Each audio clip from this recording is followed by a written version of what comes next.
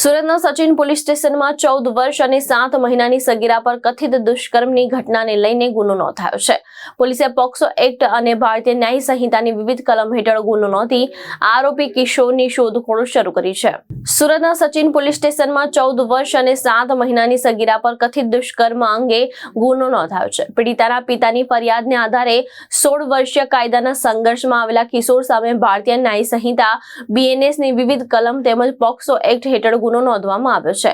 પોલીસના જણાવ્યા મુજબ મૂળ મધ્યપ્રદેશનો પરિવાર હોવા છતાં સગીરા અન્ય વ્યક્તિના કહેવાથી સુરત આવી હતી અને છેલ્લા 1.5 થી 2 મહિનાથી સચિન વિસ્તારમાં રહેતી હતી।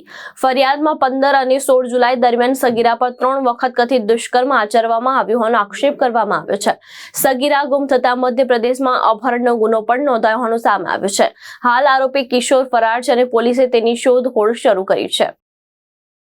आज तारीख 25/7/2026 રોજ સચિન પોલીસ સ્ટેશનમાં એક માઇનોર દીકરી જે છે એની ઉંમર 14 વર્ષ 7 મહિનાની ઉંમર છે એની એના ઉપર બળાત્કાર બાબતે એક ગુનો દાખલ થયેલો છે। BNSની વિવિધ કલમો અને પોક્સો એક્ટ હેઠળ આ ગુનાના ફરિયાદી જે છે એ વિક્ટિમ જે માઇનોર દીકરી જે છે એના ફાધર જે છે એ ફરિયાદી છે અને જે ગુનો દાખલ થયેલો છે એ કાયદાના સંઘર્ષમાં આવેલ કિશોરના વિરુદ્ધમાં ગુનો દાખલ થયેલો છે। એની ઉંમર આશરે 16 વર્ષની ઉંમર છે। આ મૂળ જે ફરિયાદી એ પરિવાર સાથે મધ્યપ્રદેશમાં રહેતા હતા અને એમની દીકરી ત્યાંથી મધ્યપ્રદેશમાંથી બીજા એક વ્યક્તિના સંપર્કમાં આવેલી હતી અને એના કહેવાથી મધ્યપ્રદેશ એમના ઘરેથી સચિન વિસ્તારમાં આવી ગયેલી હતી અને છેલ્લા લગભગ 1.5-2 મહિનાથી સચિન વિસ્તારમાં રહેતી હતી।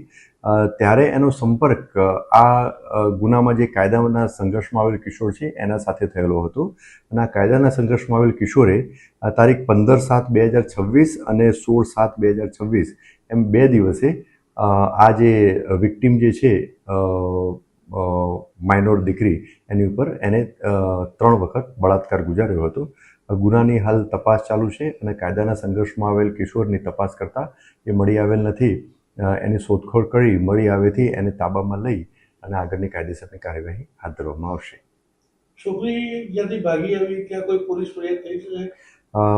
મેં આપને જણાવ્યું એમ કે દીકરી જે છે એ 14 વર્ષ અને 7 મહિના એની ઉંમર છે અને એના ઘરેથી ત્યાંથી નીકળી ગઈ।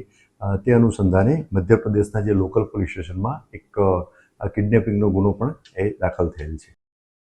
ભાવેશ ઉપાધ્યાય, દ્રષ્ટિકોણ ન્યૂઝ, સુરત।